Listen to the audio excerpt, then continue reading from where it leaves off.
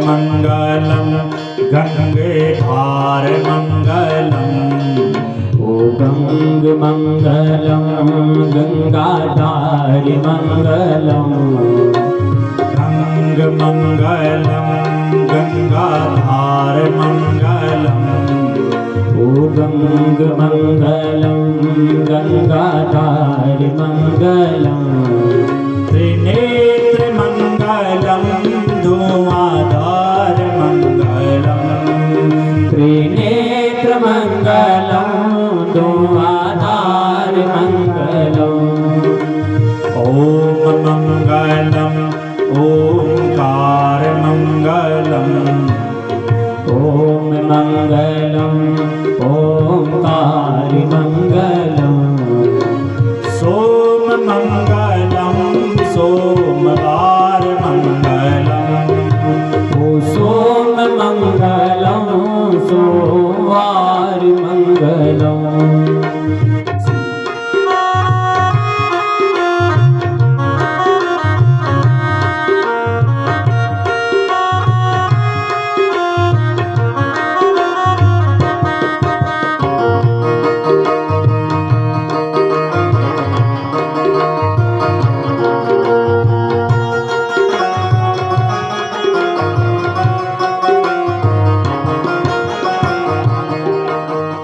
रुंडमाल पंचकोश ओंकार मंगलम। रुंडमाल पंचकोश ओंकार मंगलम। रुंडमाल पंचकोश ओंकार मंगलम। रुंडमाल पंचकोश ओंकार मंगलम। अंग अंग सर्प का है हार मंगलम। ओ अंग अंग सर्प का है हार मंगलम। रुद्राक्ष मंगलम ललाकार मंगलम। रुद्राक्ष मंगलम मालाकार मंगलम। रुद्राक्ष मंगलम ललाकार मंगलम। रुद्राक्ष मंगलम दाताकार मंगलम। भुजंग मंगलम गले हार मंगलम। ओ जन्म मंगलम गले हार मंगलम। ओम मंगलम ओंकार मंगलम। ओम मंगलम ओंकार मंगलम। सोम मंगलम सोमवार मंगलम। ओ सोम मंगलम सोमवार मंगलम। सोम मंगलम सोमवार मंगलम। ओ सोम मंगलम सोमवार मंगलम। ओम मंगलम ओंकार मंगलम। ओम मंगलम ओंकार मंगलम। सोम मंगलम सोमवार मंगलम। ओहो सोम मंगलम सोमवार मंगलम। ओहो सोम मंगलम सोमवार मंगलम। ओ सोम मंगलम सोमवार मंगलम। बोले शंकर भगवान की जय। परम आराध्य अपने इष्ट कुल नरसिंह नागराज को प्रणाम करते हुए परात्पर परब्रह्मा परमात्मा अनंत कोटि ब्रह्मांड नायिका मणिद्वीपादिवासिनी माँ त्रिभुवन जननी त्रिगुण सुंदरी परम्बा भुवनेश्वरी भगवती राजराजेश्वरी माँ भगवान श्री सर्वेश्वर कुंज निकुंजेश्वर राधा रमण बाधा हरण चिराधार केवलाधार निराकार निर्विकल्प निरीह अकारण करुणावरणालया भक्तवांछा कल्पतरु पीतांबरधारी सचिदानंद पदेश्वर पूर्ण चराचर वंदित परम पुरुषोत्तम भगवान बाल मुकुंद की वांगमय शब्द विग्रह मूर्ति स्वरूप श्रीमद् भागवत महापुराण को प्रणाम करते हुए तदधिष्ठात्री देवी देवता गणों के चरणों में नमन एवं वंदन करते हुए भगवान श्री लक्ष्मी नारायण की साक्षात शब्द विग्रह स्वरूप श्री हरिवंश महापुराण तद अधिष्ठात्री देवी देवता गणों के चरणों में नमन एवं वंदन करते हुए व्यास आसनारूढ़ श्रीमद् भागवत महापुराण के मर्मज्ञ विद्वान सद्गुरुदेव भगवान सर्वतो भद्रमंडलों पर आवाहित पूजित प्रतिष्ठित त्रयत्रिंशत् कोटि देवी देवता गणों के चरणों में नेति नेति प्रणित करते हुए समस्त देवी देवता खंडेश्वर देवता क्षेत्रपाल देवता घंटाकर्ण देवता मां भगवती समस्त ग्रामवासी क्षेत्रवासी देवी देवता के चरणों में नेति नेति प्रणित करते हुए इस मंडप को अपने वेदों की ध्वनि से देवताओं की शक्ति बढ़ाने वाले मंडप के आचार्य जी पूज्य चाचा जी श्रीमान विजेंद्र प्रसाद शेमाल जी, उपाचार्य बड़े भाई श्री रविंद्र शेमाल जी, वेद पाठी ज्ञान वृद्ध वयोवृद्ध पूज्य बड़े जी रमेश शेमाल जी और वेद पाठ जो कर रहे हैं ऐसे मेरे पिताजी श्रीमान दिनेश प्रसाद अतोड़ी जी एवं वेद पाठ जो कर रहे हैं ऐसे बड़े भाई श्री रमेश शेमाल जी, संगीताचार्य जी, ऑर्गन पर विराजमान अपने राकेश वडोनी जी एवं तबला पर विराजमान अपने श्री ओम प्रकाश मंगाई जी, अपने समस्त विप्र मंडली को साधुवाद एवं धन्यवाद या व्यासपीठ बारंबार करती है। सभी देवी देवताओं के अवतारी पुजारी निजवाल याज्ञिक यजमान परिवार एवं समस्त आगंतुक जितने भी इस यज्ञ में सम्मिलित है, टेंट व्यवस्थापक, साउंड व्यवस्थापक, भोजन व्यवस्थापक, हमारे दास लोग, समस्त ग्रामवासी क्षेत्रवासी भक्ति और श्रद्धा स्वरूप माताओं बहनों अबाल वृद्ध सज्जनों एवं इस यज्ञ को संपादित करने वाले यज्ञपति पूज्य बड़े जी श्रीमान मुकुंद राम जोशी जी, उनकी धर्मपत्नी श्रीमान गणेश प्रसाद जोशी जी, उनकी धर्मपत्नी श्रीमान देवाराम जी सकुटुंब सपरिवार, ब्रिजमोहन जी सकुटुंब सपरिवार, कमलेश्वर जी सकुटुंब सपरिवार, भवानंद जी सकुटुंब सपरिवार, गीताराम जी सकुटुंब सपरिवार, चंद्रशेखर जी सकुटुंब सपरिवार, जितेंद्र प्रसाद जी सकुटुंब सपरिवार और दिनकर जी सकुटुंब सपरिवार, समस्त जोशी बंधु इष्ट मित्र गण द्यो ध्यानी नाता रिश्तेदारों के सहयोग से यह यज्ञ निर्विघ्नता आज द्वितीय दिवस की कथा में प्रवेश करता है। आप सबका स्वागत एवं अभिनंदन यह व्यासपीठ करता है। बोले हरिवंश महापुराण की जय। बड़े सौभाग्य की बात है, हमारे केमर मंडलांतर्गत मां बालगंगा की गोद में समाया यह छोटा सा गांव कोठियाड़ा और उपगांव गवाना में श्रीमान मुकुंद राम जोशी जी ने अपनी स्वर्गीय माता अमरेश्वरी देवी और स्वर्गीय पिता बालेश्वर प्रसाद जोशी एवं समस्त जोशी परिवार के जितने भी पितृ देवता है, इन सब के उद्धार के लिए यह दो गंगा अपने आंगन पर लाई है। और इस ज्ञान गंगा में आप और हम सब क्या गोता लगा रहे हैं।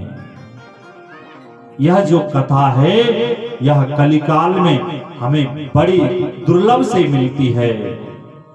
इस कथा को सुनने के लिए क्या चाहिए? समय चाहिए, पैसा चाहिए।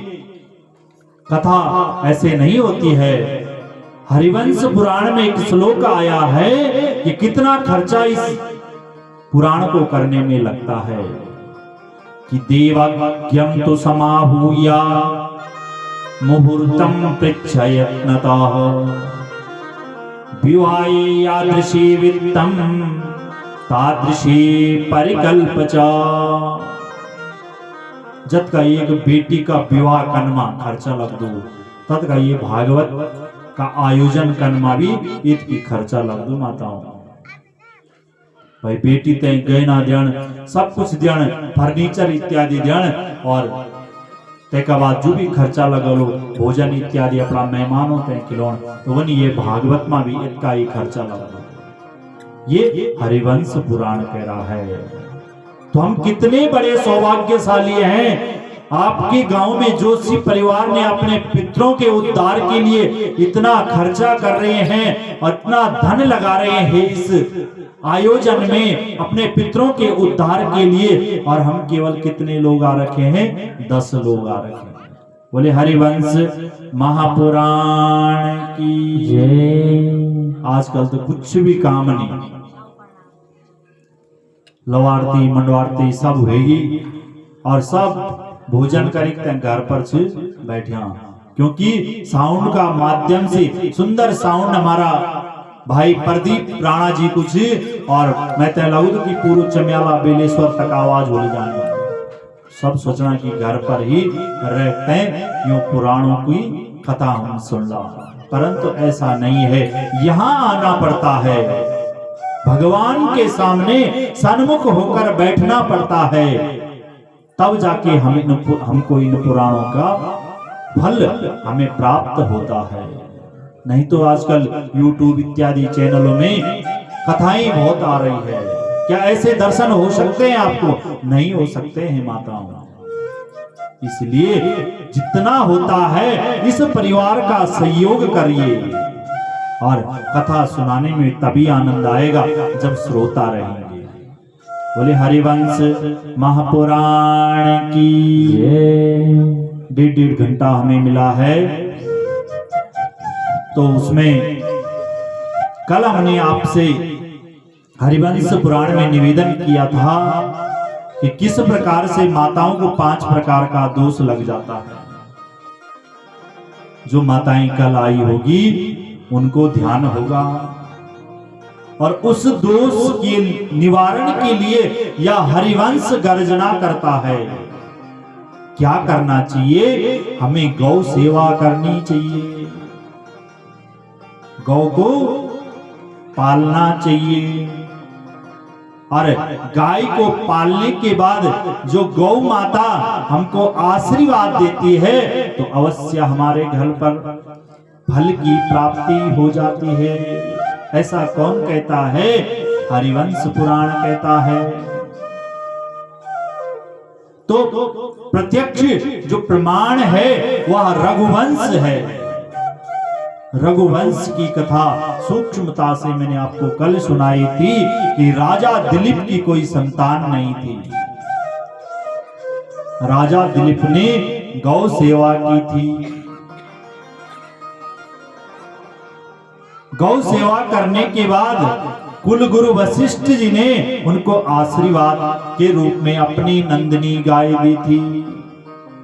उन्होंने कहा महाराज हमारा जो यह कुल है इसमें क्यों ऐसा संतान का प्रादुर्भाव क्यों देर में होता है? तो वशिष्ठ जी ने बताया कि आप सब क्या गौ की रक्षा करें, गौ की सेवा करें, तब जाके आपके घर पे पुत्र की प्राप्ति होती है। तो ऐसी आज क्या राजा दिलीप ने गौ की सेवा की, और गौ की नंदिनी गौ की सेवा करते करते उनके घर पे सुंदर पुत्र की वृद्धि होती है, और उन्हीं के कुल में राजा दशरथ होते हैं। राजा दशरथ के घर पे भगवान स्वयं मर्यादा पुरुषोत्तम रामचंद्र जी का जन्म होता है। बोलिए मर्यादा पुरुषोत्तम रामचंद्र भगवान की। जय। और रामचंद्र जी सारी रामायण की कथा भी भागवत जी के अंतर्गत आएगी। सूक्ष्म तरीके से आप भागवत जी से श्रवण कर लेना। इस प्रकार से इस हरिवंश पुराण में बताया है कि ऐसे सत्संगों में, ऐसे जहां पे भी जिस भी चाहने से हम जाते हैं वह चाहना यह हरिवंश पुराण पूरी कर देता है।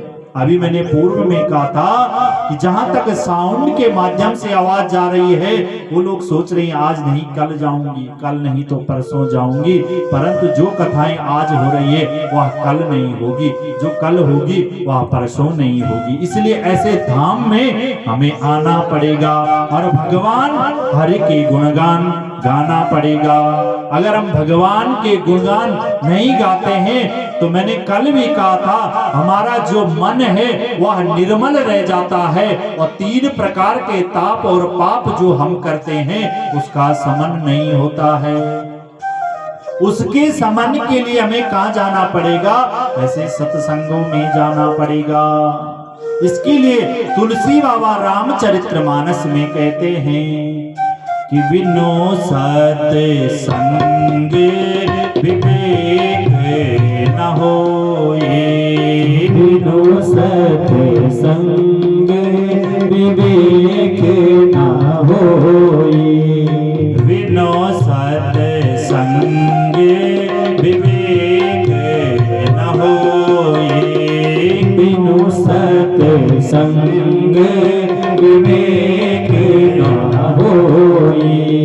राम कृपा बिनु सुलभ न सोए, राम कृपा बिनु सुलभ न सोए। श्री राम जय राम जय जय राम, श्री राम जय राम जय जय राम, श्री राम जय राम जय जय राम। हमारा विवेक कब जागृत होगा? जब हम ऐसी दिव्य कथाओं में आएंगे। तो राजा दिलीप का जो मन था वह ऐसे सत्संग में जाकर गौ सेवा करने से उनके क्या कुल का उद्धार हुआ। तो कल जो आपने कथा सुनी वह भगवान मर्यादा पुरुषोत्तम के वंशज की कथा सुनी। आज हरिवंश पर्व में जन्मेजय जी कहते हैं कि हे राजन अन्य कथाएं हमें श्रवण करवा दीजिए। तो स्वयं हुआ मनु के वंश की कथा इसमें है जिसमें दक्ष प्रजापति की उत्पत्ति है और वह कथा आप भागवत जी के माध्यम से श्रवण करेंगे। दक्ष प्रजापति द्वारा सृष्टि का विस्तार और दक्ष की 60 कन्याओं और उनकी संतति का वर्णन आप भागवत जी के अंतर्गत श्रवण करेंगे। हम सीधा भगवान की कथा आगे चलते हैं और अत्रि वंश की कथा आपको श्रवण कराते हैं। बोले विष्णु भगवान की जय। वैशंपायन जी कहने लगे कि आसी धर्मस्य गोप्तावे पूर्वमत्रे समप्रभो अत्रिवंशा समुत्पन्ना अंगो नाम प्रजापति। वैशंपायन जी कहने लगे हे राजन, प्राचीन समय की बात है, धर्म के रक्षक अत्रि वंश में एक प्रजापति उत्पन्न हुए जिनका नाम क्या था? अंग था।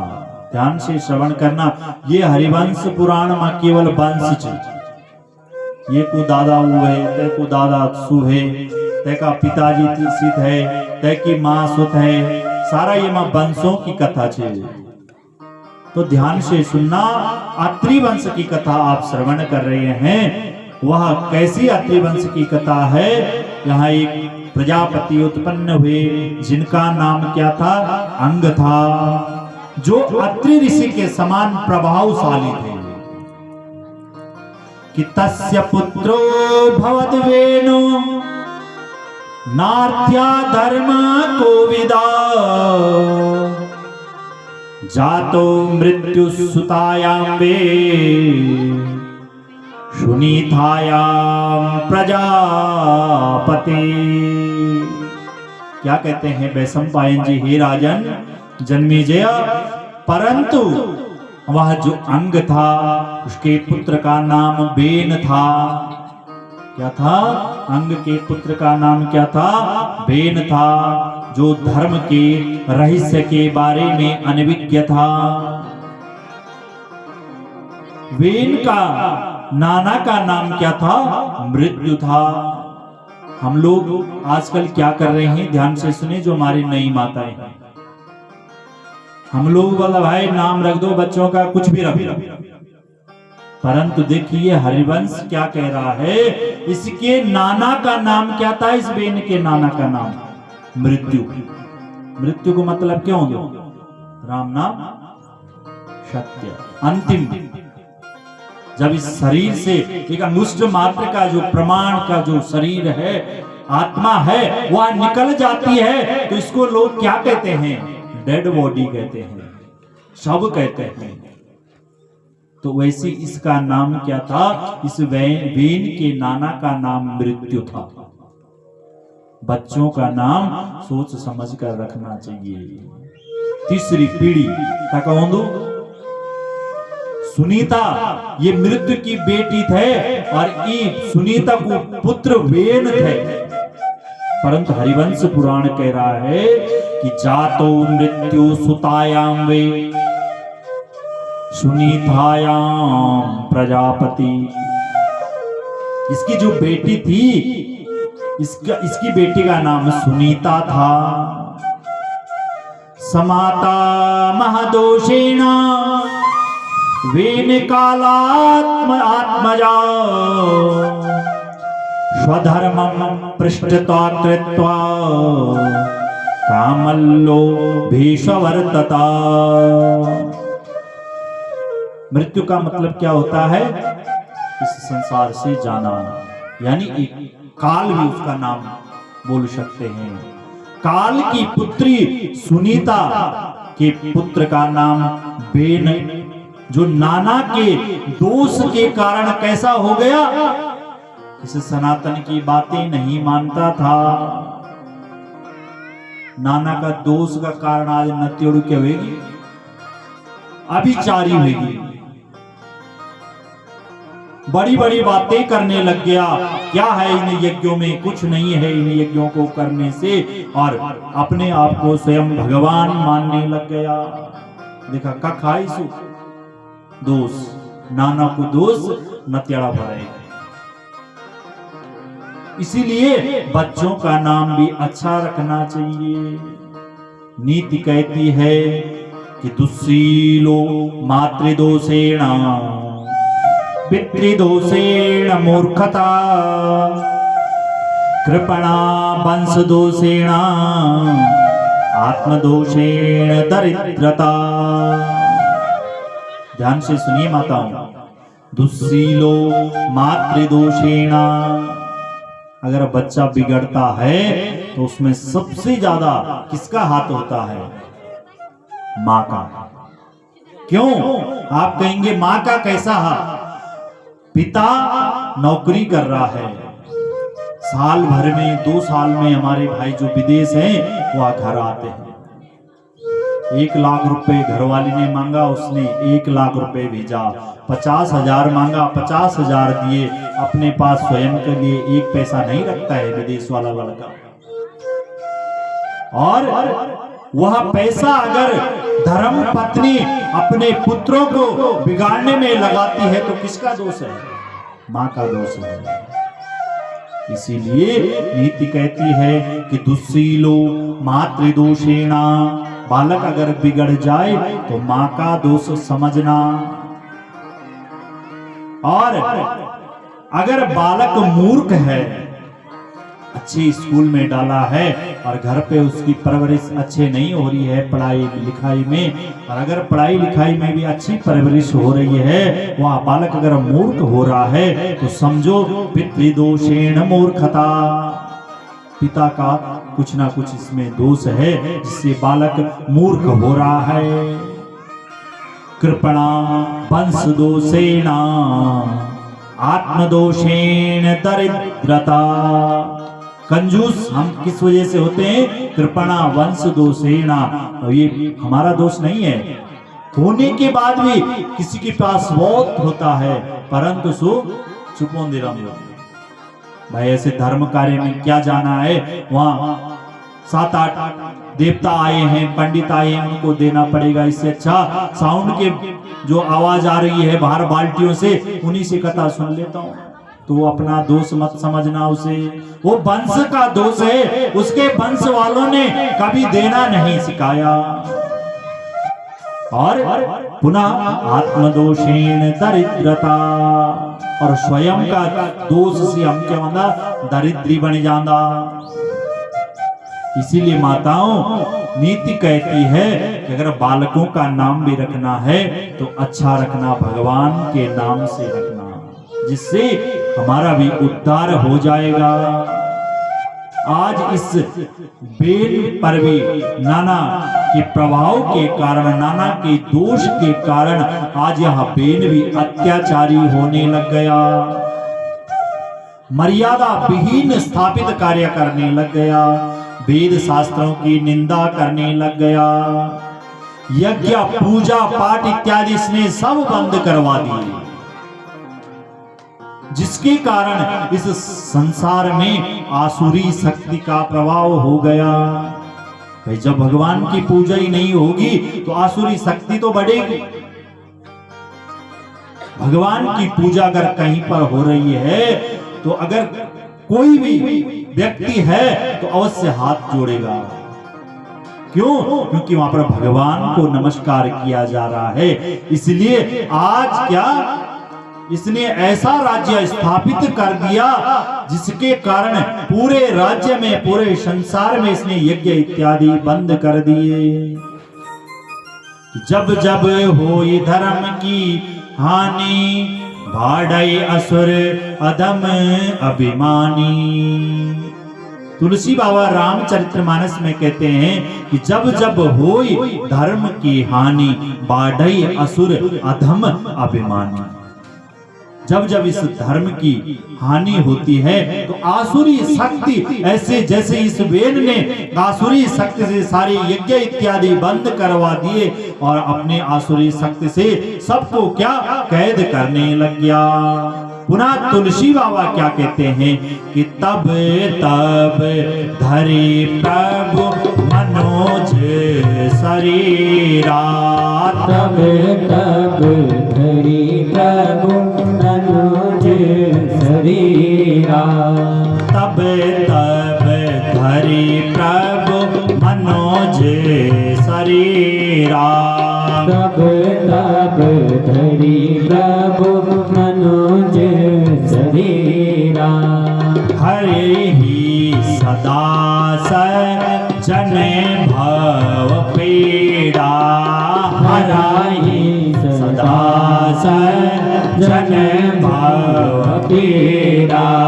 श्री राम जय तब तब धराई जब ऐसी आसुरी शक्ति बढ़ती है तो भगवान अपना एक सूक्ष्म शरीर रूप धारण कर देता है कि श्री राम जय जय राम, श्री राम जय जय राम। भगवान ने इस वेन के अत्याचार के लिए इस पृथ्वी पर आना था, इसलिए तुलसी बाबा ने भी कह दिया कि तब तब धरे प्रभु मनुज शरीरा, हरहि सदा सज्जन भव पीड़ा। भगवान कब यह शरीर धारण करता है? जब उसके भक्तों पर क्या विपदा आती है, तब भगवान इस संसार में एक सूक्ष्म तरीके से अपना शरीर धारण कर देता है। बोले हरिवंश महापुराण की कि न यस्तव्यम न होतव्यः मिति तस्या प्रजापते आसीत् प्रतिज्ञा क्रूरेयं विनाशे प्रत्युपस्थिते। वैशंपायन जी कहते हैं इसने प्रतिज्ञा कर दी कि न यस्तव्यम न होतव्यम। इसने कहा न इस गांव में, न इस नगर में, न इस राज्य में यज्ञ इत्यादि होंगे, न होतव्यम न हवन होंगे, और कोई भी जो अच्छा कर्म है वह इस राज्य में नहीं होगा। अगर कोई करने की जरूरत करेगा तो मैं उसे मृत्यु दंड दे दूंगा। ऐसा इस वेन ने अपने राज्य में प्रतिज्ञा कर दी। सारा संसार त्राई त्राई करने लग गया। इसके अत्याचार से आज सारा संसार डरने लग गया। जो लोगों के खेतों में अन्न होता था उस अन्न को यह कर के रूप में छीन लेता था, और लोग भूख से प्यास से इधर उधर घूमने लग गए। सारे ऐसी दशा देखकर सभी गांव के लोग, सभी नगरवासी धर्मात्मा ऋषियों के पास में जाते हैं। हे ऋषिवर, ऐसी हम पर विपदा आ गई है। इस विपदा से निवारण करने के लिए आप ही हमारा कुछ कर सकते हैं। कि वयम दीक्षा प्रवेक्षाम संवत्सर गणान बहून अधर्मा कुर्मा वेना नेस धर्मा सनातने। सारी बात सुनने के बाद ऋषियों ने कहा, हे राजन, राजा वेन के पास यह ऋषि जाते हैं और कहते हैं, हे राजन, अगर आप इस संसार को प्रलय से बचाते हैं तो इस अधर्म कार्य को बंद कीजिए। राजा वेन ने क्या किया? ध्यान से अगर आप सुन रहे होंगे तो एक भी बहन एक भी मां बोलेगी। बोलो, क्या राजा वेन ने बंद कर दिया था? कुछ नहीं बंद किया था। जो दीदी ओण लगी तीन दीदी ओण द्यावा। आप अपनी कथा पे ध्यान दीजिए और तब जाके हमें भी आनंद आएगा। राजा वेन ने अपने नगर में सारा जो यज्ञ इत्यादि होता था वह बंद करा दिया। ऋषियों के पास जाते हैं। ऋषियों ने कहा, हे राजन वेन, अगर आप इस पृथ्वी को बचाना चाहते हैं तो इस अधर्म कार्य को बंद कीजिए, क्योंकि अगर हम यज्ञ नहीं करेंगे तो हमारे नगर में, हमारे गांव में आसुरी शक्ति की वृद्धि हो जाएगी, सनातन धर्म का लोप हो जाएगा। या सनातन धर्म केवल यज्ञ इत्यादि पे तो टिका है। इसलिए इस प्रकार की वंदना करते हैं कि हे राजन, आप एक प्रजापति हैं, आप इस गांव के क्या हैं? मुख्य हैं, प्रधान हैं। इसलिए इस नगर के, इस गांव के बारे में सोचो। इस प्रकार से विनती करने लग गए। अनेकों प्रकार की विनती ऋषियों ने की। फिर यह वेन कहने लग गया कि सृष्टा धर्मस्य कांचन्या श्रोतव्यम कश्यवेनया श्रुतवीर्या तपस्सत्ते मया वाकासमो भुवि। वेन बोला, हे ऋषियों, आप धर्म की बात करते हैं, आप सबको मैं बताता हूं। सृष्टा धर्मस्य कांचन्या, यह जो धर्म है, जो व्यभिचारी हो, जो कह की बात नहीं समझ दो, सो आप भगवान समझ दो। इसने क्या कहा कि सभ्य धर्मस्य, यह जो धर्म है किसने बनाया? हमने तो बनाया। और इस धर्म को चलाने वाला कौन है? मैं हूं। कौन कह रहा है? वो बेन कहने लग गया। ऐसे वचन सुनकर ऋषियों के मन में क्रोध आ गया। ऋषियों ने पुनः विनती की, आप राजन हैं, आप हमारी आज्ञा मानिए और इस संसार को चलाने के लिए आप धर्म के कार्य करिए, भगवान का अनुसरण कीजिए, जिससे यह संसार में आसुरी शक्ति दूर होकर और इस संसार में भरपूर हरियाली इत्यादि आए, सब लोग सुख शांति से अपना जीवन यापन कर सके। ऐसा ऋषियों ने राजा वेन के पास कहा। इच्छां देहायं पृथ्वी प्लवयेयं यथा जले, हम भुवं चैवरुन्धेया नामकायां विचारिणा। ऋषि ने कहा, हे राजन, आप पाप कर रहे हैं। ऐसा बोलकर किया सनातन भी मैंने बढ़ाया, इस संसार को चलाने वाला भी मैं हूं। ऐसा मत बोलिए, ऐसा कार्य अनुचित नहीं है। परंतु यह बेन उन ऋषियों की एक भी बात नहीं मानता है, और जिससे आज क्या या पाप का घड़ा भर जाता है और ऋषियों को क्रोध आ जाता है। हमें क्या अपने पे कभी भी अभिमान नहीं करना चाहिए। ऐसा नहीं सोचना चाहिए कि आज मेरे पास धन है, वैभव है और सब कुछ है और मैं इस देश का, इस गांव का बड़ा सेठ हूं, बड़ा राज्य वाला हूं, बड़ा मेरू कूड़ छे, बड़ा मेरा खेत छे। ऐसा नहीं सोचना चाहिए माताओं भाइयों, क्योंकि वह सब हमने इतना बड़ा मकान बनाया, ये कौन से हमारे साथ में जाएगा? अगर ऐसा जाना होता तो ये पूरा संसार का घर आज भेंडेश्वर में बना होता।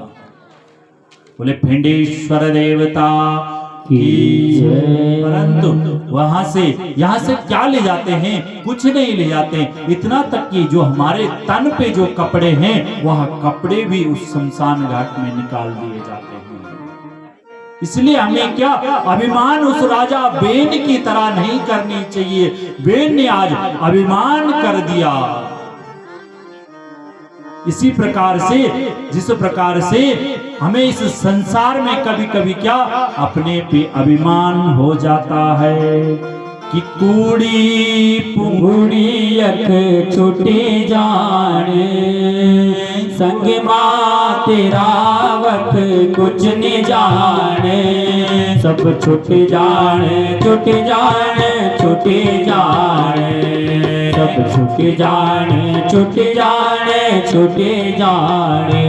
ओहो कूड़ी पुंगुड़ी अख छुटी जाने, संग मां तेरा वक कुछ नहीं जाने, सब छुट जाने, छुट जाने, छुट जाने, सब छुट जाने, छुट जाने, छुट जाने। ऋषि आज समझाने लगे, हे राजा वेन, इतना अभिमान मत कर। जिस अभिमान, जैसा तो अभिमान इस संसार पे कर रहा है, ये जो घर है, ये जो महल है, वह यही छूट जाएगा। तो ये सब जो भजन छे, यो हमारो भजन छे। हम अभिमान करदा कि हमने इतना बड़ो कूड़ो बनाई, इतना बड़ो बंगला बनाई, ये भी एक ही छुटी जान माताओं। इसलिए भजन के माध्यम से आप श्रवण कीजिए क्या हमारे साथ जाता है।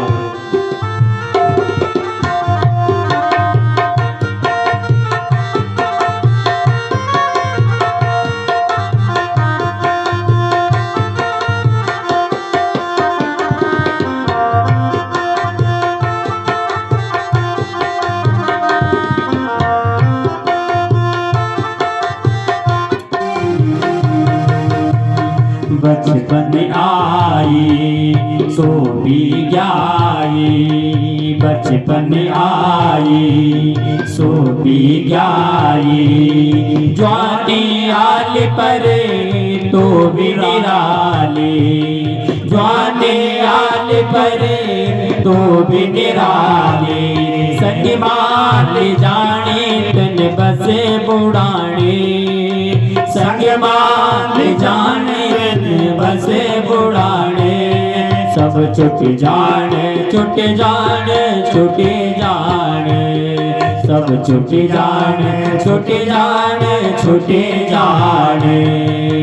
कूड़ी पोगड़ी यक छुट जाने, संग माँ तेरा वक कुछ न जाने। सब छुट जाने छुट जाने छुट जाने, सब छुट जाने छुट जाने छुट जाने। देखो सबसे पहले हम पे क्या आता है, बचपन आता है, और उसके बाद वहाँ बचपन क्या होता है, जवानी में चले जाता है, और जवानी के बाद क्या बुढ़ापा आ जाता है। और उस बुढ़ापे में हम भजन करने की सोचते हैं और भगवान की कथा सुनने की कोशिश करते हैं, परंतु नहीं होता है। इसलिए माताओं जितना हो सकता है जवानी में भगवान का नाम अर्चन कीजिए, भगवान का नाम का वंदन कीजिए।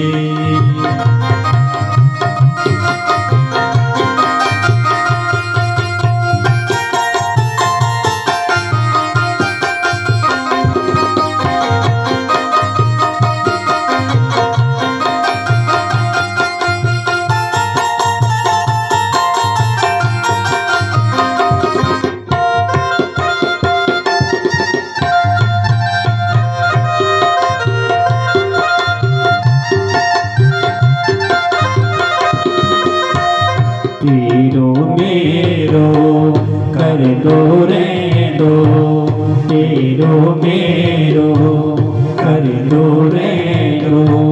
दुनिया का धंधो माल जो रे दो, दुनिया का धंधो माल जो रे दो। दुनिया की चाकरी माँ कुछ ने पाने, ओहो दुनिया की चाकरी माँ कुछ ने पाने। सब छुट जाने छुट जाने छुट जाने, सब छुट जाने छुट जाने छुट जाने।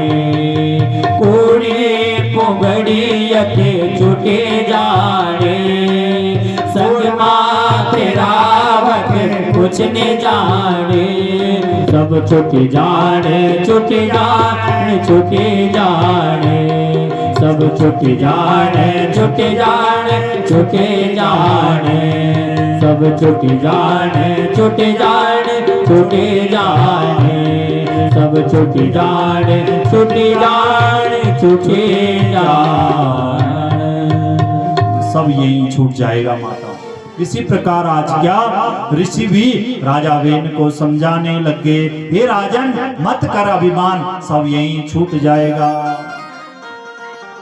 परंतु यह क्या वेन अत्याचारी था या नहीं मानता है कि निग्राहतम महत्मानो विस्फुरन्त महाबलम ततोस्मा शव्यमुरुते ममंथुर जातमन्यवा। आज ऋषियों को भी क्रोध आ गया और इस पापी राजा वेन को बलपूर्वक से पकड़ते हैं, यानी जबरदस्ती उसको पकड़ते हैं और एक जगह पर बैठा कर देते हैं उसको। और क्रोध के वश आज इस राजा वेन की दाहिनी जंघा का मंथन करने लग गई। मंथन समझते हो, जिस प्रकार हम घर पर मट्ठा इत्यादि छोड़ते रोड़ा पर रस्सी इत्यादि लगाते हैं, तब कहते हैं उंड पंड फैजा। इसी प्रकार आज ऋषियों ने क्रोध के बस इसकी दाहिनी जंघा का मंथन करने लग गए। और जैसे मंथन किया वहां ऐसे एक छोटा सा काला पुरुष निकलता है। क्या निकलता है? इसकी दाहिनी जंघा से एक छोटा सा निषाद जो दिखने में काला था वह निकलता है। जैसे ही इसने ऋषियों को देखा, ऋषि सभी ऋषियों का मुंह क्रोध से लाल हो रखा था। यह निषाद राज भयभीत होकर डर जाता है। ऋषियों ने इसे आदेश दिया, आप बैठ जाओ। वैशंपायन जी कहते हैं कि निषाद वंश कृतात्सो बभुवा वदतांबरा धीवरा नासृजाचाथ भेनकल्पस्य संभवा। निषाद वंश का यह छोटा सा काला पुरुष हुआ और उसी के द्वारा निषाद वंश आगे बढ़ा। यह जो राजा वेन के अत्याचार से यह काला पुरुष जो निषाद उत्पन्न हुआ था, इसी के वंशज में यह निषाद राज आगे बढ़ा, इसका वंश आगे बढ़ता है। निषाद से धीवर इत्यादि राजा उत्पन्न होते हैं, क्योंकि यह राजा वेन के क्रोध, राजा वेन का जो पाप था उसके कारण यह उत्पन्न हुए थे। कि तथा पुनर्महात्मान पाणिं वेनस्य दक्षिणा हरणेमिव संरब्धा मंथुस्ते महर्षया। पुनः ऋषियों का क्रोध शांत नहीं होता है, वह उसे पुनः पकड़ते हैं उस राजा वेन को और उसके दाहिने हाथ को आज मंथन करने लग जाते हैं। इतनी जोर से उसके दाहिने हाथ को मथते हैं कि वहां से जैसे ही उन्होंने मथना प्रारंभ किया, वहां से एक सुंदर पुरुष उत्पन्न होता है और उस पुरुष को देखकर यह संसार प्रकाशमान हो जाता है। और ऋषियों ने जैसे ही उसको देखा, प्रकाशमान पूरा संसार हो गया और उसका नाम क्या रख दिया? पृथु रख दिया। बोले पृथु महाराज की। यह भगवान विष्णु के ही वंशज हैं, भगवान विष्णु का ही अवतार है। राजा पृथु कैसे लग रहे थे? महायशस्वी लग रहे थे।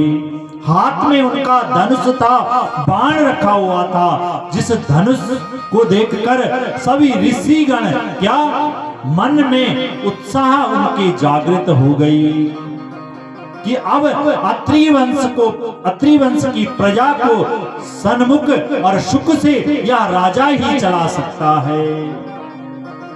ऐसा सबने उसको प्रणाम किया, मानो ऐसा लग रहा था जैसे स्वर्ग से आया हो। राजा पृथु को देखकर आज सारा जो अत्याचार था, वह सारा संसार जो डरा हुआ था, वह उसको देखकर, उस पृथु को देखकर आज प्रणाम करने लग गया। क्योंकि जब इस संसार में कोई अच्छा व्यक्ति आता है तो यह संसार क्या उसका उद्धार हो जाता है, इस संसार का उद्धार हो जाता है। इस प्रकार से बेन जो राजा बेन था, जो पृथु के पिता थे, जिनका दोहन हुआ, वह उनका देह समाप्त हो जाता है और विष्णु भगवान के पार्षद आते हैं और इस बेन को क्या वैकुंठ ले जाते हैं। तो वैशंपायन जी के पास राजा जन्मेजय कहने लगे, यह तो अत्याचारी था, कैसे इसको लेने भगवान के पार्षद आते हैं। तो तब भगवान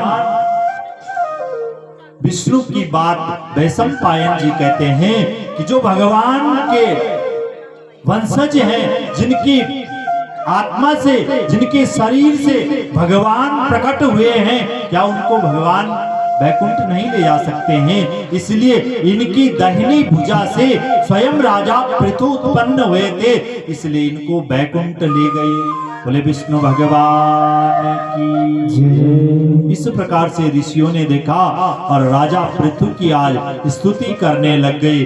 राजा पृथु ने कहा, महाराज क्यों मेरी स्तुति कर रहे हो, क्या कारण है? तो आज ऋषियों ने सारी बातें बता दी कि सत्यभाग दानशीलोयम सत्यसंतो नरेश्वरा श्रीमात् जित्रा क्षमाशीलो विक्रांतो दृष्ट शासना। का ये राजन, हम क्या बताएं, आपके जो पिता वेन थे उन्होंने इस संसार में इतना अत्याचार किया कि इस संसार में अब कुछ भी आगे बढ़ाने के लिए नहीं है।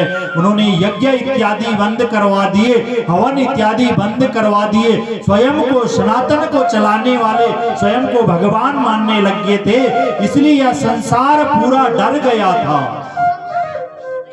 राजा पृथु कहते हैं अब मैं इस संसार को चलाऊंगा, आप चिंता मत कीजिए।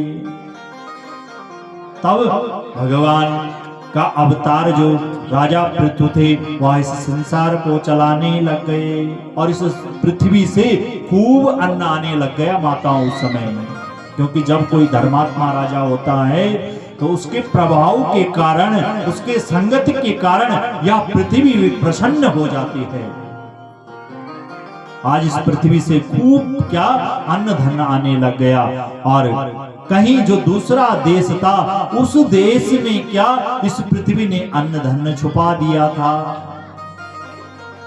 और वहां के लोग राजा पृथु के पास आते हैं, हे राजन, हमारी जो ये पृथ्वी आप हमने सुना जहां आप राज्य करते हैं वहां खूब अन्न होता है, धन होता है, परंतु हमारा जो राज्य है वहां तो ना अन्न हो रहा है ना धन हो रहा है, हमें तो क्या भूख और प्यास इत्यादि हमारे जीवन को मार देगी। इसलिए हमने सुना आप धर्मात्मा है, आप इस पृथ्वी को कहकर हमारे देश में 2-4 अन्न के पौधे इत्यादि दे दीजिए। राजा पृथु ने जैसे यह सुना, मैं तो स्वयं धर्मात्मा हूं और यह पृथ्वी ऐसे इस संसार को कहीं अन्न दे रही है कहीं नहीं दे रही है, वह क्या क्रोध में आ गई राजा पृथु कि तथा बेन्यो भयस्तत्रा गौरभूत्वा प्रदवानहि ताम पृथुर धनुरादायाम धावन्तीन मवधावता। इस पृथ्वी ने राजा पृथु का क्रोध देखा और राजा पृथु ने अपने हाथ में क्या धनुष लिया, बाण लिया और इस पृथ्वी ने धेनु का, गाय का रूप बना दिया। क्योंकि एक गाय माँ ही ऐसी है जिसपे लोग क्या एकदम से उसे मारते नहीं है। इस पृथ्वी ने धेनु का रूप बना दिया। राजा पृथु का क्रोध इस पृथ्वी ने देखा और गाय का रूप बनाकर भागने लग गई। आज यह धरती भागने लगी। आज भगवान ब्रह्मा का पास मा जान दी, हे ब्रह्मा देवता आप हमारी रक्षा करो, ये राजा पृथु कैसा अत्याचारी राजा हो गया। हमने तो सुना यह धर्मात्मा है, परंतु ये तो एक स्त्री पर, मैं गौ हूं, गौ स्त्री का स्वरूप है, ये तो मुझे मारने के लिए भाग रहा है। और ब्रह्मा लोक में जाती है, ब्रह्मा लोक के शरण में या पृथ्वी जाती है, भगवती का स्वरूप बनकर, गौ माता का स्वरूप बनकर। और जैसे ही ब्रह्मा लोक में जाती है ब्रह्मा जी मना कर देते हैं। ब्रह्मा जी कहते हैं मैं नहीं आपकी रक्षा कर सकता। तो कौन मेरी रक्षा कर सकता है? बोले विष्णु जी के पास जाइए। और यह पृथ्वी पुनः वहां से भागती है। वाचम बेन्यनाधर्म्यम स्त्रीवद्धम कर्तुमर्हसि कथम धारयितच्चासि प्रजाराजन बिना मया। विष्णु जी के पास जाते हैं, विष्णु जी मना कर देते हैं। भगवान शंकर के पास जाते हैं, भगवान शंकर मना कर देते हैं। आज पृथ्वी को लगा जो ये 3 देव नहीं बचा सकते, इसके लिए मुझे स्वयं राजा पृथु के पास जाना चाहिए। राजा पृथु धनुष बाण लेकर खड़े हैं। यह पृथ्वी कहती है कि वाच वेन्यम ना धर्मम स्त्रीवद्धम कर्तुमर्हसि। बोली हे राजन, आप तो धर्मात्मा है, परंतु आप एक गलत काम कर रहे हैं। बोले क्या?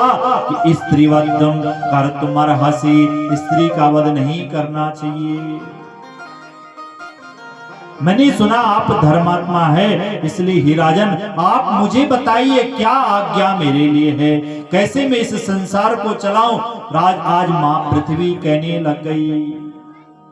राजा पृथु ने सारी पृथ्वी की बात सुनी और पृथ्वी को कहा, हे पृथ्वी देवी, जिस देश में, जिस नगर में मैं रहता हूँ, जिस प्रकार से यहाँ अन्न होता है, उसी प्रकार से उस नगर में भी अन्न की वृद्धि कर दे जहाँ के लोग मेरे पास आए हैं। कि एकस्यार्थुयो धन्यात् आत्मनो वा परस्य वा बहून वै प्राणिना लोके भवे तस्येह पातकम। राजा पृथु कहने लगे, हे देवी, यदि तुम जगत हित के मेरी बात मानना चाहते हो। राजा पृथु ने अपने लिए नहीं मांगा कुछ, किसके लिए मांगा? जगत हित के लिए। अगर तुम इस संसार की बात मानते हो तो मैं आपका वध नहीं करूंगा, परंतु मेरी एक शर्त है। बोले क्या शर्त है? इस पृथ्वी को जितना अन्न चाहिए वह आप दे दो, तब मैं आपका वध नहीं करूंगा। इस प्रकार की शर्त आज राजा पृथु ने गौ माता स्वरूप जो पृथ्वी बनी थी उसके पास रख दिया।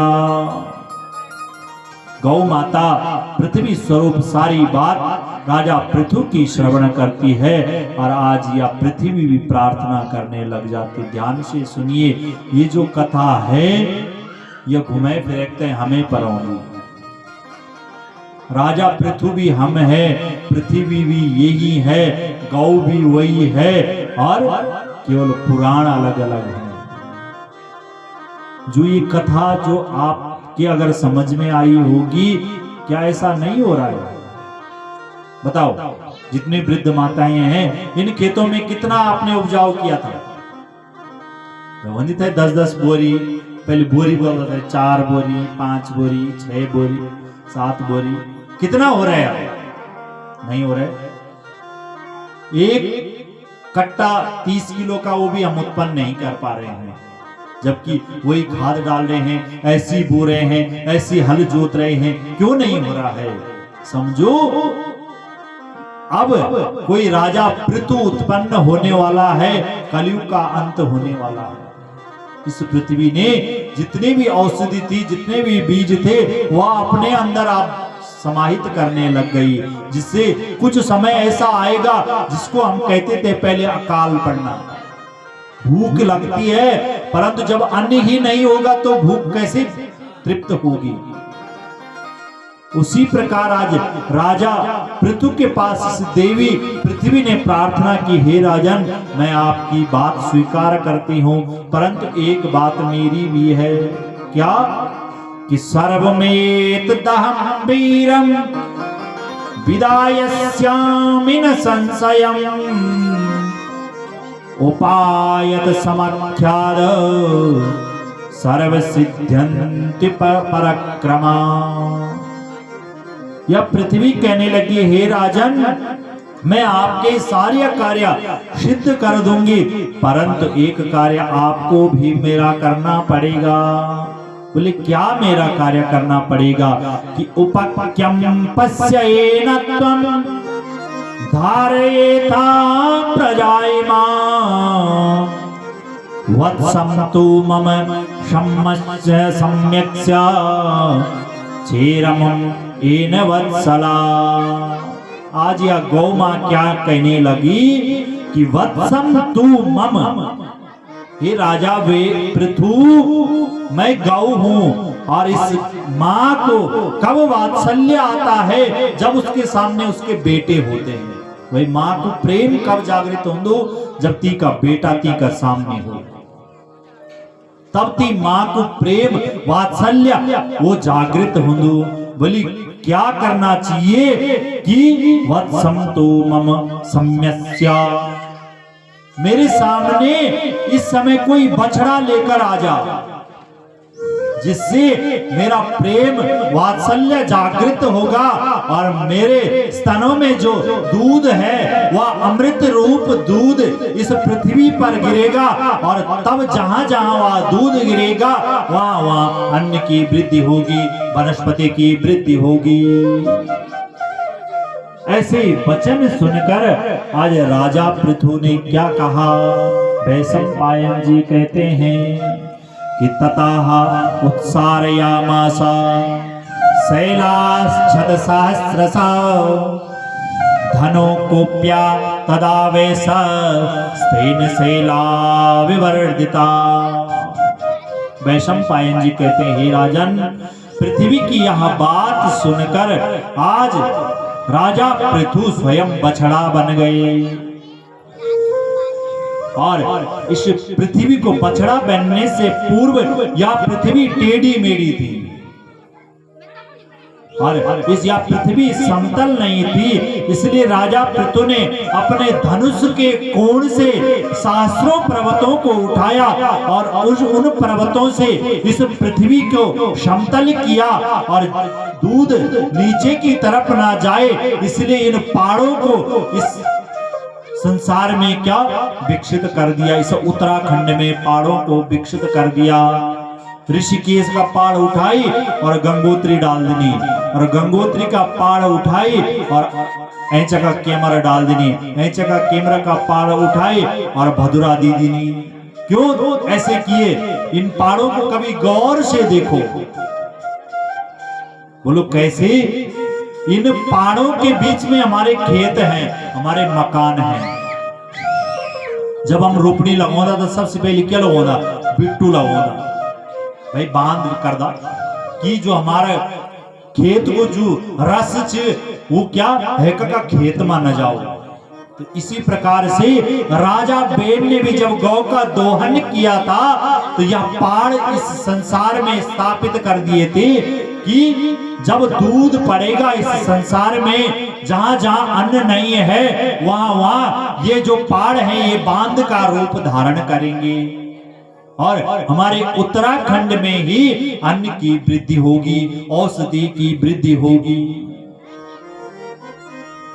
इसी प्रकार से यह पहाड़ को अपने धनुष के कोण से यह स्थापित कर दिए और सारी जितना पृथ्वी टेढ़ी मेढ़ी थी उस पृथ्वी को चौरस कर दिया। प्राचीन समय में चाक्षुष मनवंतर में यह पृथ्वी ऊंची नीची थी, यानी टेढ़ी मेढ़ी था। यह पृथ्वी तक कोई रह नहीं सकते थे, इन्हीं सब पृथ्वी थे, परंतु अनाज इत्यादि भी उत्पन्न नहीं होते थे। परंतु जब राजा पृथु ने पृथ्वी को समतल करी तब से हम लोग ये पृथ्वी में रहना का योग्य यह पृथ्वी बनाई और तब से ही इस पृथ्वी में अन्न इत्यादि उत्पन्न होता है, अनेकों चीजें उत्पन्न होती है। इस प्रकार से गौ स्वरूपी पृथ्वी माँ का आज राजा पृथु दोहन करने लग गए। जहां जहां यह पृथ्वी समतल थी वहां वहां प्रजा ने निवास के लिए अपना स्थान बना दिया। जग जग समतल थे तक तक लोगों ने अपना घर बनाई, बिल्डिंग बनाई ली और थोड़ा थोड़ा जगह मिली वहां लोगों ने क्या किया?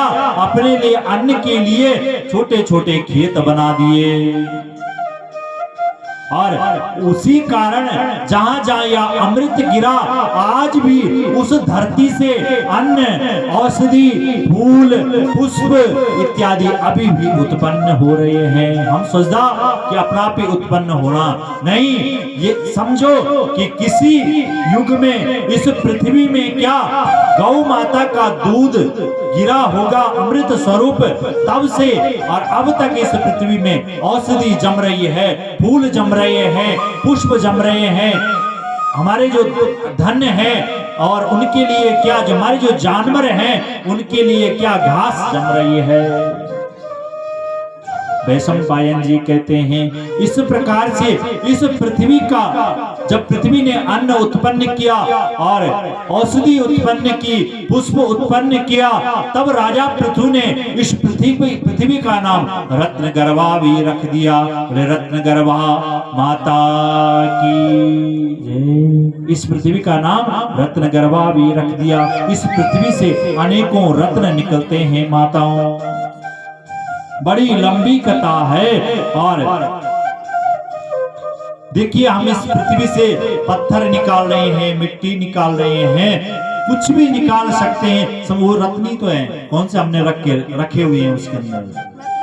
अगर ज्यादा खोदेंगे तो पत्थर निकलेंगे, ऊपर से एक लेयर निकालेंगे तो मिट्टी निकलेगी। तो इसीलिए जब राजा पृथु ने इस पृथ्वी को समतल किया था, इस पृथ्वी में गाय का दोहन किया था, तब से ही इस पृथ्वी में अनेकों रत्न निकलते हैं। कि संकल्प इत्वा वत्संतु मनो स्वयं भव प्रभु स्वपाणो पुरुष श्रेष्ठा बुदुहा पृथ्वी तथा। फिर जैसे ही राजा पृथु ने इस पृथ्वी का दोहन किया तो सभी देवता इत्यादि आते हैं, दैत्य आते हैं, गंधर्व आते हैं और अपने लिए अनेकों अनेकों चीज निकालना शुरू कर देते हैं। तो सबसे पहले दोहन करता बने राजा पृथु और बछड़ा बने स्वयं भुआ मनु। दोहन करता यानी गाय तय पिलोण वाला, और बछड़ा बने स्वयं भुआ जो राजा मनु थे। वह मनु क्या बने, बछड़ा बने।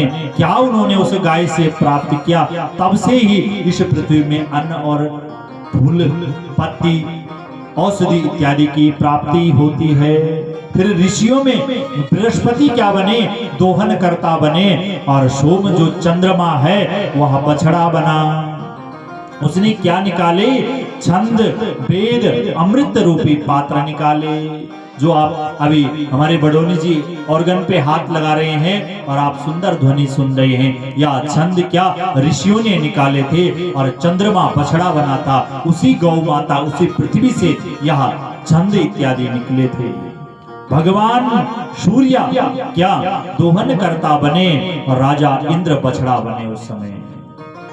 तब से उन्होंने क्या निकाला, उससे उस गौ माता से सुवर्ण के पात्र यानी सोने के आभूषण जो हम पहनते हैं, वह सूर्य भगवान क्या उस गाय माँ का दोहन करता बने और राजा इंद्र क्या उस समय बछड़ा बने। तब से ही हमें सोना प्राप्त हो रहा है। ये सोना भी पृथ्वी से ही निकल दो, सोना आसमान से नहीं आता है, इस पृथ्वी से ही निकलता है। वैशंपायन जी कहते हैं कि हे राजन, अतुल पराक्रमी पितरों ने भी इस पृथ्वी का दोहन किया। जो हमारा पितृ देवता थे तो भी पृथ्वी को दोहन करे और चांदी का पात्र निकाली। स्वदा स्वरूपी दूध का उन्होंने दोहन किया था, इसलिए पितरों को चांदी प्रिय है। कि पितृभि श्रूयते चापि पुनर्दग्धा वसुंधरा रजते पात्रमादाया स्वदामाश्रित विक्रमे। पितरों थे इसीलिए चांदी प्रिय है। इन्होंने चांदी के पात्र निकाले जब इस पृथ्वी का दोहन किया। और चौथे जो पांचवें जो बने वह कालांतक दोहन करता बने और यमराज स्वयं बछड़ा बने। इन्होंने क्या निकाले, उस समय चांदी इत्यादि के पात्र इन्होंने भी निकाले, सदा रूपी अमृत स्वरूपी दूध इत्यादि निकाले, और जो पितरों को अति प्रिय है। पांचवें जो दोहन करता बने वह प्रहलाद जी के पुत्र विरोचन बछड़ा बने, और इन्होंने लोहे इत्यादि के पात्र निकाले और माया रूपी दूध निकाली। क्योंकि प्रहलाद जी क्या थे, दैत्य कुल में उत्पन्न हुए थे, इसलिए दैत्य आपने टीवी इत्यादि में देखा होगा, वह छुपने की शक्ति रहती है उन पे। इन्होंने इस पृथ्वी से ही, इस रत्न गर्भा से ही यह रत्न निकाला था। छठा रजत नाव दोहन करता बने और शुमाली उस समय बछड़ा बने। उस समय इन्होंने पिशाचों ने मृत शरीर को पुनः जीवित करने वाली शक्ति इन्होंने इस पृथ्वी से निकाली थी। गंधर्वराज सुरुचि दोहन करता बने और हिमाचल पर्वत बछड़ा बना। उस समय इन्होंने पत्थर के पात्र निकाले और उसी अमृत रूपी दूध से पत्थरों की वृद्धि होती है। ये जो पहाड़ हैं या पग पग कुछ ना कुछ थोड़ा थोड़ा एक एक अंश बढ़ते हैं, या इन्होंने इस पृथ्वी से ही वरदान लिया था। वृक्षों में साल नाम के वृक्ष दोहन करता बने और पाकड़ नाम का वृक्ष बछड़ा बना। इन्होंने प्लास के पात्र निकाले इन वृक्षों ने और दूना बनाया उनका। और कैसे इन्होंने शक्ति ली इन पेड़ों ने, देखो जंगल में आग लग दी और जो डाला कटिया रंदा सी जगी जांदा। देखा बगल में अगर डाल जमे हो कुछ झुलसी हो, परंतु जने आग बुझदी कुछ समय बाद बारिश होंदी पुनः सु पेड़ जीवित हो जांदो। तो ये शक्ति इन्होंने इन वृक्षों ने क्या इस रत्न गर्भा से ली थी। वैशंपायन जी कहते हैं कि चराचरस्य सर्वस्य प्रतिष्ठा योनिरेव च सर्व काम दुदग्धोग्रे सर्वस्य परोहिणी। हे राजन, समस्त चराचर प्राणियों का आश्रय और स्थान और उत्पत्ति स्थान यहाँ पृथ्वी देवी है। ये पृथ्वी माँ हमने जन्म लेनी, ये पृथ्वी माँ हमारे मृत्यु हुए जान और अंत माँ हमारा पुत्र इत्यादि ये पृथ्वी माँ हम ते जले जान। और जो ये पृथ्वी से हमने लेने थे, 5 तत्वों से हमारो शरीर बने थे, वह शरीर भी यहीं समाप्त हो जाएगा। बोले हरिवंश महापुराण की जय। इति वत्स विशेषश्च दुग्धारं क्षीरमेव च पात्राणि च मयुक्तानि किं भूयो प्रणयानि चे। वैशंपायन जी कहने लगे, हे राजन, इन दोहन कर्ताओं का जो भी व्यक्ति, जो भी माताएं, जो भी पितृ देवता जिनके निमित्त यह कार्य किया जा रहा है, वह उनके पुत्र इस कथा को सुनते हैं। तो जिस प्रकार से पितरों ने अपने लिए इस पृथ्वी से रत्न गर्भा से चांदी के पात्रों का दोहन किया था, स्वदा नाम की दूध को पीकर वह तृप्त होते हैं, उसी प्रकार से आज वह पितृ देवता भी तृप्त हो रहे हैं जिनके निमित्त यह कथा हो रही है। और जो इन कथाओं को सुन रहा है उनका मन भी तृप्त हो रहा है, उनके पितरों का उद्धार भी हो रहा है। बोले पितृ देवता भगवान की जय। राजन वैशंपायन जी के पास कहते हैं कि या इदम शृणुया नित्यम पृथो चरितमादिता पुत्र पौत्रा समायुक्तो मोदते सुचिरत ध्रुवी।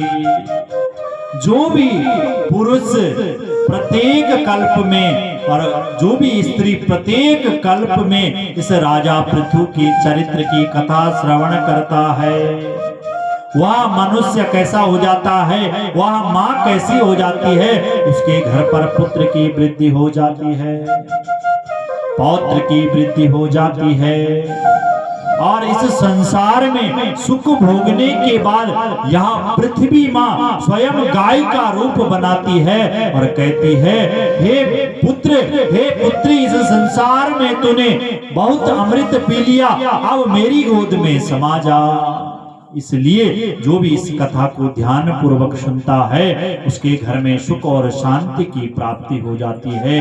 और अनेकों कथाएं इस हरिवंश पुराण में है, परंतु 1.5 घंटा हमको दिया गया था, तो मुझे ऐसा लगता है कि 1 बजे से मैंने प्रारंभ किया था और 2:30 बज गया, क्योंकि आजकल दिन छोटा छे और आप सब लोगों का गाय भैंस इत्यादि छे, ये वास्ते हम अपना समय का उल्लंघन नहीं करेंगे। इस पृथ्वी माँ ने क्या किया था, हाथ खड़े करके एक माँ बोल दीजिए, क्या किया, क्या रूप बनाया था इस पृथ्वी ने,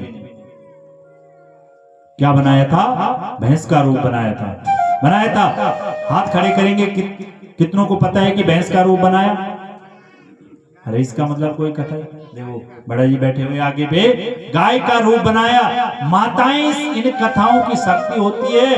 आप अगर कथा नहीं सुनेंगे तो फिर कथा सुनाना सार्थक नहीं है। हमारा परम सौभाग्य है कि हमारे सामने दो वृद्ध ऋषि, पहली बार ऐसा देखने को मिल रहा है कि वृद्ध ऋषि नीचे बैठे, नहीं तरह लोग पैथर अंदर बैठा और खूब गप मार रहा। परम सौभाग्य है हमारा कि हमें ऐसे वृद्ध ऋषियों को कथा सुनाने का अवसर प्राप्त हो रहा। क्या रूप बनाया था? गौ का रूप बनाया था। और मुझे ऐसा लगता है कि पुनः इस पृथ्वी में ऐसा अत्याचार होने लग गया है, इसलिए यह पृथ्वी अब पुनः गौ का रूप धारण करेगी, परंतु उसके लिए हमें राजा पृथु बनना पड़ेगा। कैसा? इन खेतों को पुनः चलाना पड़ेगा, इन खेतों से पुनः अन्न निकालना पड़ेगा। तो इस गौ का क्या हो? सम्मान हो। तो एक छोटा सा प्रयास किया है कि इस गौ का कैसा सम्मान हो, वह भजन के माध्यम से आपको श्रवण कराते हैं और उसके बाद अपनी कथा को विराम देते हैं। यह जो गौ माता छी और गंगा माता हमारा उत्तराखंड में भी मैंने बताए थे कि राजा पृथु जब ये संसार में क्या करे थे, गाय को दोहन करते, तो ये पहाड़ उत्तराखंड में रख देने। आप ऋषिकेश चले जाओ, क्यों नहीं है पहाड़? देहरादून जाओ, नहीं है। हरिद्वार जाओ, कहीं कहीं पे है, परंतु ज्यादा पहाड़ ये उत्तराखंड का हिस्सा क्योंकि यहाँ देवता निवास करते थे। आइए भजन के माध्यम से आपको बताते हैं कि क्या कैसी यह जो गौ माता है यह तरस रही है, यह गंगा माँ तरस रही है कि हमारे ऊपर अत्याचार मत करिए। कि गौ गंगा का मैं त्यों उत्तराखंड का लोगों, गौ गंगा का मैं त्यों उत्तराखंड का लोगों, गौ गंगा का मैं त्यों उत्तराखंड का लोगों, अरे गौ गंगा का मैं त्यों उत्तराखंड का लोगों। सिया रे तू मैं या गौ गंगा रोणी चार, सिया रे तू मैं या गौ गंगा रोणी चाली बजाइए।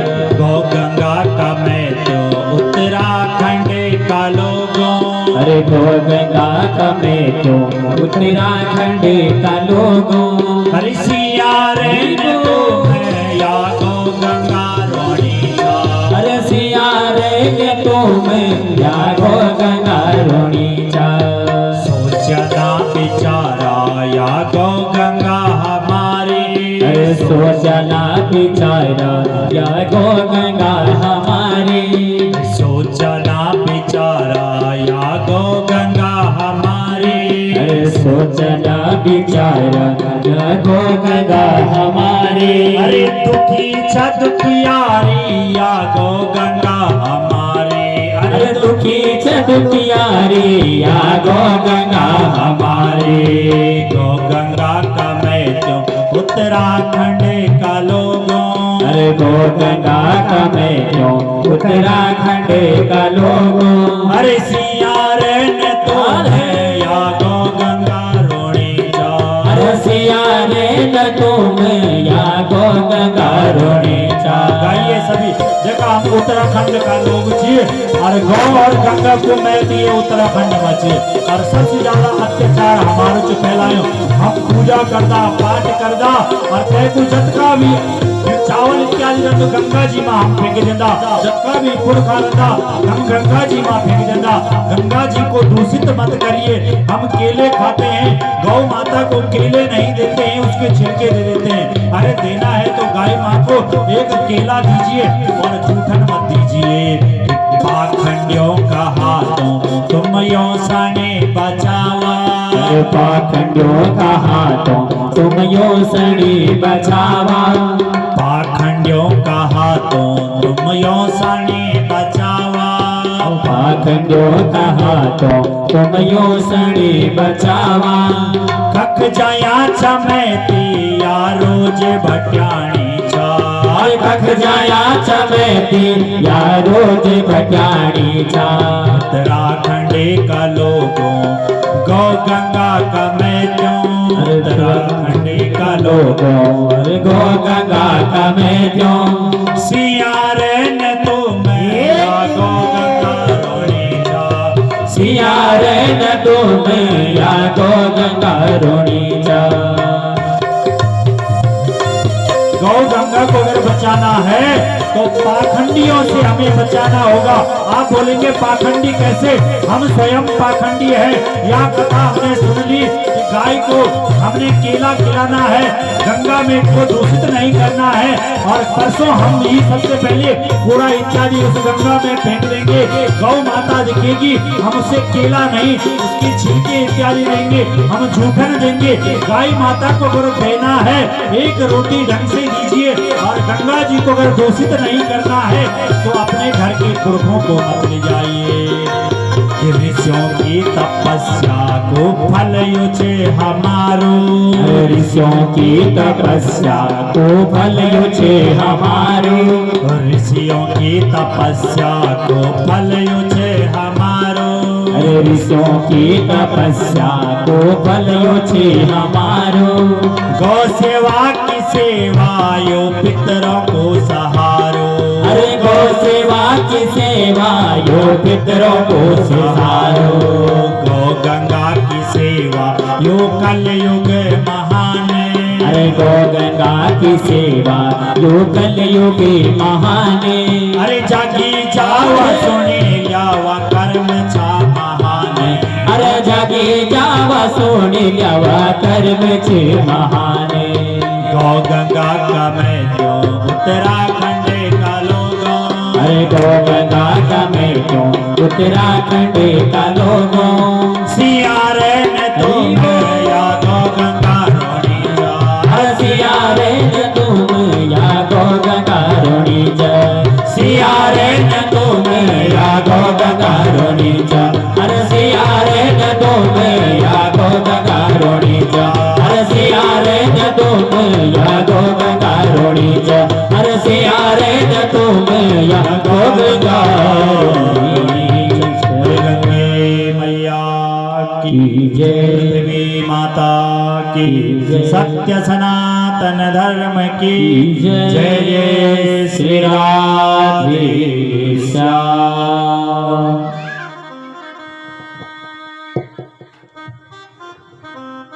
ओम हरि ओम श्री राधे राधे ओम ओम श्री राधे।